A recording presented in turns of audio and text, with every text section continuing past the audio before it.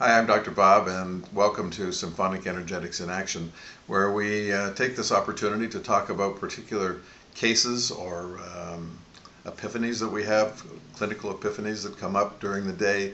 It's sort of an aha moment where not only is there a great result for the practice member, but we're learning something new in symphonic energetics. So one of these just happened today, and I wanted to share that with you.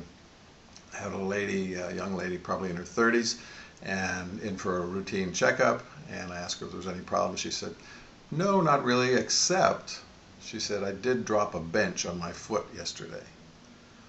So I thought, well, there's probably some pain and swelling, and it's not really my area as a chiropractor, but looking into symphonic energetics, I said, well, we should at least check and see if there's any emotion related to that, any neuroemotional block. So we did some testing on her foot, and sure enough, she had a neuroemotional complex related to her foot, which would have been sufficient enough to go ahead and train her spine and nervous system and see what the outcome would be.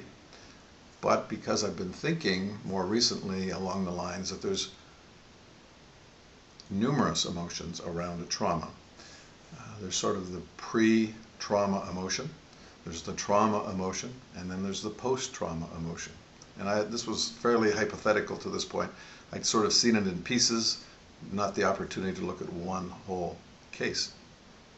So we tested her for pre-emotional trauma, and she said, yes, I did have some specific feelings about this beforehand. I said, oh, what's that? She said, I was pissed off. I said, at who? She said, the world. I said, really? That was the emotion you were carrying before you dropped the bench on your foot? She said, absolutely. So we tested her, and sure enough, that was involved. And then I said, what about any feelings about the trauma itself as it was happening? And she said, yeah, stupid. So we tested that, and sure enough, she was positive for stupid. And then I said, what about after the trauma?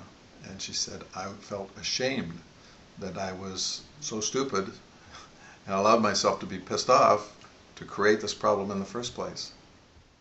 So we went ahead and did an entrainment with the practice member's spine and nervous system, which is our usual methodology. And after the entrainment, we went back to recheck all of these different neuroemotional areas. First of all, the foot, which was just the sort of baseline where we had checked, and sure enough, there was no sign of a neuroemotional complex at the area of the trauma. Then we checked for pissed off, and that was clear. And as we work through this, we do an emotional replacement. In other words, after we've cleared, in this case, the pissed off emotion, then I ask the practice member to think about what would be the absolute opposite emotion. So we're actually making a replacement emotion, and through a method that we've developed, we're able to actually put that new emotion back in place. And in this case, it was content. That was the emotion that she wanted to replace pissed off with. We moved on to stupid, checked out clear, and she replaced that with smart. And then we moved to the final post-trauma of being ashamed, and she switched. It was clear again. Everything was clear all the way through, and she replaced that with confident. So in the emotional area, we know that emotions generate chemicals in the body. Think of the chemicals that come from pissed off, stupid, and ashamed versus content, smart, and confident. Her whole neuroemotional status relative to this one minor trauma in her life had been shifted completely. So the final test was to get her to walk on this foot and see if it was any better or not. So she walked across the room, and she said, well, it feels okay, but it really is when I have my shoes on that I have the greatest pain with it. I said, get your shoes on. She put on her shoes, walked around the studio a few times, and she said, no, that's considerably better.